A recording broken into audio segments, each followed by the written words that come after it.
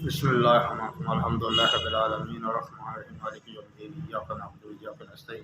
آج ہم بات کریں گے پلیٹلیٹ کاؤنٹ کے لو ہونا۔ پلیٹلیٹ کاؤنٹ لو ہونے کے کیا نقصانات ہوتے ہیں۔ پلیٹلیٹ کاؤنٹ ہمارے خون میں ہے، ہمارے خون میں جسم ہے جو کہ ہمارے خون کو جماتا ہے۔ اگر لو ہو جائے تو اس کے کیا نقصانات ہوتے ہیں۔ لو ہو جانا یہ ہمارا 1.5 لاکھ سے 4 لاکھ تک نارمل ہوتا ہے۔ اگر 1.5 لاکھ سے کم ہو جاتا ہے، یہ کیوں ہوتا ہے؟ یہ جگر کی بیماریاں، کسی کو کالا زرکان ہو جاتا ہے، جگر کی اور وجوہات بن سکتی ہیں۔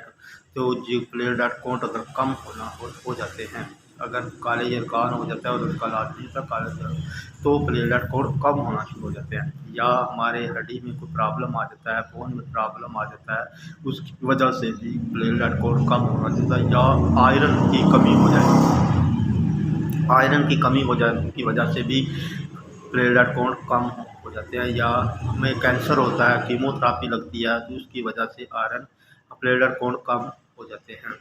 پلیٹلیٹ کم ہو جاتے ہیں تو اس کے نقصان یہ ہے کہ ایک تو جب یہ سرجری ہوتی ہے تو خون نہیں رکتا، اس لیے ڈاکٹر سرجری کے پاس نہیں جائے گا۔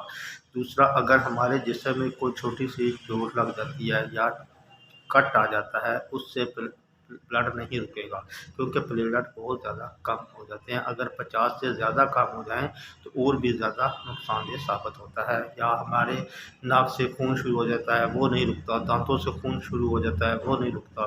یا ہمارے جسم میں کٹ لگ جاتا ہے، کسی چیز کا چیرا آ جاتا ہے تو اس کی وجہ سے بھی خون نہیں رکے گا، کیونکہ پلیٹلیٹ کاؤنٹ کم ہو جاتے ہیں جو کہ خون کو جماتے ہیں، خون کی تعداد کم ہو رہی ہے، اس وجہ سے ہمارا پلیٹلیٹ کاؤنٹ کم ہو گئے ہیں اور اس وجہ سے ہمارا بلڈ نہیں رکے گا۔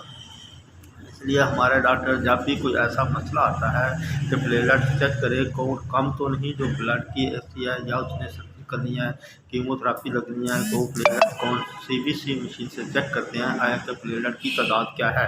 یہ اگر پلیٹلیٹ کاؤنٹ کم ہوں گے تو ہم نے اس حساب سے اس کو میڈیسن چلنی ہے تاکہ اس کے پلیٹلیٹ کاؤنٹ نارمل ہو تو اگلا مرحلہ شروع ہو جائے، نہیں تو یہ ہمارے لیے نقصان دہ ثابت ہوتا ہے۔